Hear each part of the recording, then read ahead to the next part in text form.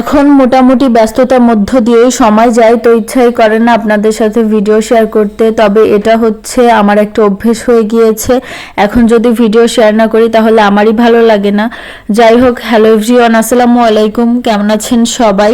আশা করছি সবাই বেশ ভালো আছেন। 13ই ফেব্রুয়ারি আমাদের বাসায় ছোট্ট একটা পিকনিকের আয়োজন করা হয়েছিল। এখানে আমরা যেহেতু 5টা ফ্যামিলি একসঙ্গে থাকি রেজিমেন্টাল কোয়ার্টারে, তো আমরা সবাই মিলেই হচ্ছে এই পিকনিকটার আয়োজন করি। খুবই ঘরোয়াভাবে সিম্পলভাবে এই পিকনিকটা আয়োজন করা হয়। আর আজ পিকনিকে হচ্ছে ভাইয়েরা রান্নাবান্না করবে আর আমরা ভাবিরা শুধু খাবো, আমাদের আর কোনোই কাজ নাই। যাই হোক, এখানে হচ্ছে একটু মুড়ি মাখা ছিল একটা ভাবি, তো এটা একটা ভিডিও রেকর্ড করলাম। আমরা হচ্ছে মূলত আজ পিকনিকে হচ্ছে মুড়ি মাখা খাবো আর হচ্ছে রাতের খাবার, এগুলোই ছিল সিম্পল আয়োজন। যাই হোক, এখানে মুড়ি মাখানোর প্রিপারেশন চলছে। তো এখানে সিম্পলভাবেই হচ্ছে মুড়ি মাখানো হচ্ছে, শুধু চানাচুর, শসা, পেঁয়াজ, মরিচ এগুলো দিয়েই। তো যাই হোক, আমাদের এখানে মুড়ি মাখানো শেষ। তো মুড়ির কোয়ান্টিটি এত বেশি হয়ে গিয়েছিল যে সবাই মিলে ঠেলাঠেলি বেঁধে গিয়েছিল, কেউই খেয়ে পারছিল না, অনেক কষ্টে মুড়িগুলো শেষ করতে হয়েছে।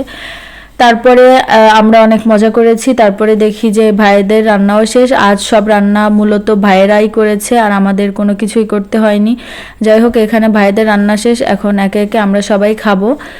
এখানে আজ হচ্ছে আমাদের রান্না হয়েছিল বাসন্তী পোলাও, আর সাথে ছিল গরুর মাংস আর ডিম ভুনা, আর এগুলোই ছিল মানে হালকা খাবার। যাই হোক, রান্না বেশ ভালোই হয়েছিল, আল্লাহ যা তকদিরে লিখেছে তাই খেয়েছি আলহামদুলিল্লাহ।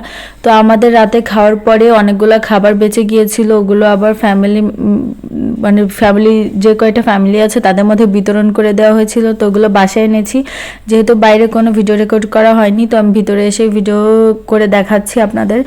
আর সবশেষে আমাদের দিয়েছিল স্প্রাইট। তো এটা ছিল আমাদের আজকের ছোটোখাটো একটা পিকনিক। মূলত এই পিকনিকটা অ্যারেঞ্জমেন্ট করা হয়েছে বাচ্চাদের জন্য, বাচ্চাদের একটু হ্যাপি করার জন্য। তো যাই হোক, সবার কাছে কেমন লাগলো ভিডিওটি অবশ্যই কমেন্টে জানাবেন। Thanks for watching this videos. আল্লাহ হাফেজ।